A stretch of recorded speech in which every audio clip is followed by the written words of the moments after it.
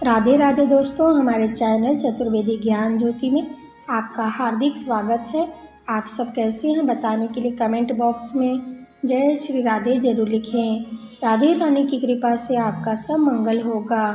दोस्तों, भाद्रपद मास के शुक्ल पक्ष की पंचमी को ऋषि पंचमी का व्रत किया जाता है। यह व्रत महिलाओं के लिए विशेष महत्व रखता है। हिंदू मान्यताओं के अनुसार इस व्रत के दिन व्रत रखने वाली महिलाओं को मनचाहे फल की प्राप्ति होती है। ऋषि पंचमी का व्रत करने से अनजाने में हुए हर पाप से भी व्यक्ति को मुक्ति मिल जाती है। ऋषि पंचमी को भाई पंचमी के नाम से भी जाना जाता है। ऋषि पंचमी का व्रत करने से रजस्वला दोष से मुक्ति मिलती है। यह दोष स्त्री व पुरुष दोनों को ही लगता है। जब हम मासिक धर्म या पीरियड के समय शास्त्रों में बताए गए नियमों व धर्म का पालन ना कर पाएँ तो यह दोष लगता है। इस दिन सभी महिलाएं इस व्रत को कर सकती हैं। इससे अनजाने में हुए पापों से मुक्ति मिल जाती है। इस व्रत में आप ध्यान रखें कि हल से जुते अनाज का सेवन इस दिन ना करें। इस दिन शुद्धता व पवित्रता का विशेष ध्यान दें। इस दिन आप बसई का चावल खा सकती हैं दही के साथ, लेकिन आप नमक का उपयोग नहीं करना है आपको। इस दिन चाय कॉफ़ी भी नहीं पिएं, क्योंकि जिस शक्कर का उपयोग आप करती हैं वह हल से जुते खेत से हो सकता है। इसलिए आप इन वस्तुओं का उपयोग व्रत में ना करें। चलिए दोस्तों, हम आपको बता देते हैं कि साल 2023 में ऋषि पंचमी कब है, पूजा का शुभ मुहूर्त क्या है।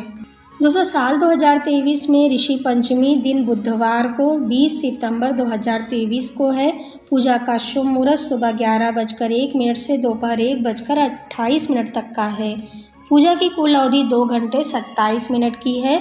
ऋषि पंचमी तिथि प्रारंभ होगी 19 सितंबर 2023 को दोपहर 1:43 पर।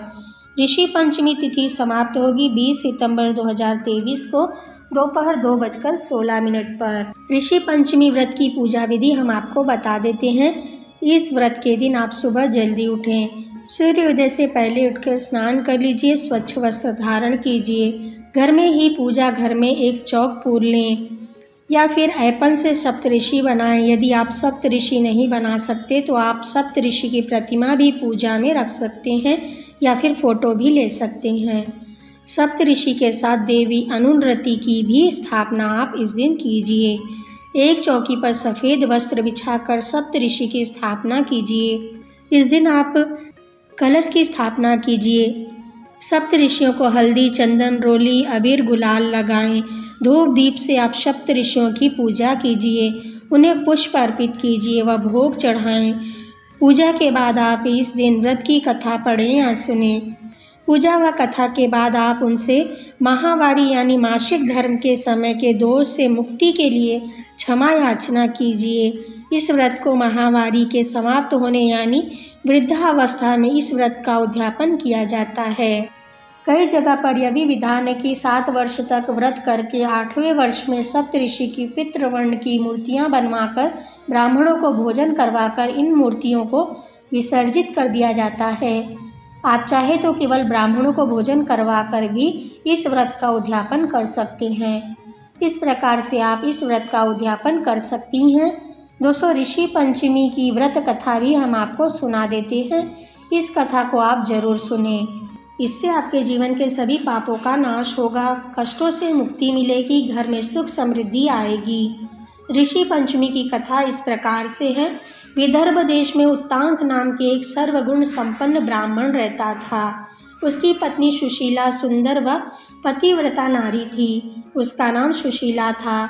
उस ब्राह्मण दंपति की 2 संतानें थीं, एक पुत्र और एक पुत्री। विवाह योग्य होने पर ब्राह्मण ने सुयोग्य वर से अपनी पुत्री का विवाह करवा दिया। दुर्भाग्य से कुछ ही दिनों बाद वह कन्या विधवा हो गई। दुखी होकर ब्राह्मण दंपति अपनी पुत्री के साथ गंगा नदी के तट पर कुटिया बनाकर रहने लगे। एक दिन ब्राह्मण पुत्री सो रही थी। अचानक उसका शरीर कीड़ों से भर गया। पुत्री ने सारी बात अपनी माता से बताई। माता ने अपने पति से इसका कारण पूछा।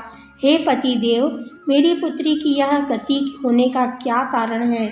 उत्तांक ऋषि ने समाधि के द्वारा इस घटना का पता लगाकर कारण बताया। पूर्व जन्म में भी हमारी पुत्री ब्राह्मणी थी। इसने रजस्वला होते हुए घर के बर्तन छुए, घर के कामकाज किए। इस जन्म में भी इसने ऋषि पंचमी का व्रत नहीं किया, इसलिए इसके शरीर में कीड़े पड़े हैं। शास्त्रों के अनुसार रजस्वला स्त्री का कार्य करना निषेध है, परंतु इसने इस बात का ध्यान नहीं दिया और घर के कार्य किए, इसलिए इसका दंड इसे भोगना पड़ रहा है। धर्मशास्त्रों के अनुसार रजस्वला स्त्री पहले दिन चंडालनी, दूसरे दिन ब्रह्मघातिनी तथा तीसरे दिन धोबिन के समान अपवित्र होती है। वह चौथे दिन स्नान के बाद ही शुद्ध होती है। यदि वह पवित्र मन से अब भी ऋषि पंचमी का व्रत करे तो उसके सारे दुख दूर हो जाएंगे और अगले जन्म में अटल सौभाग्य को प्राप्त करेगी। पिता की आज्ञा से पुत्री ने विधि विधान से ऋषि पंचमी का व्रत किया, पूजन किया। व्रत के प्रभाव से उसके सारे दुख परेशानियां समाप्त हो गई। अगले जन्म में उसे अटल सौभाग्य और सुखों की प्राप्ति हुई। इस प्रकार से यह कथा पूर्ण होती है। इस कथा को आप ऋषि पंचमी के दिन जरूर सुने। इस प्रकार से ऋषि पंचमी की पूजा विधि, महत्व, नियम और व्रत कथा है। पूजा का शुभ मुहूर्त भी हमने वीडियो में बताया है, आप वीडियो को ध्यान से देखें। इस बार आप इस व्रत को जरूर करें। इस व्रत के प्रभाव से आपके जीवन में सुख, समृद्धि, धन, वैभव में वृद्धि होगी और अखंड सौभाग्य की प्राप्ति होगी। वीडियो को अंत तक देखने के लिए आपका हार्दिक धन्यवाद।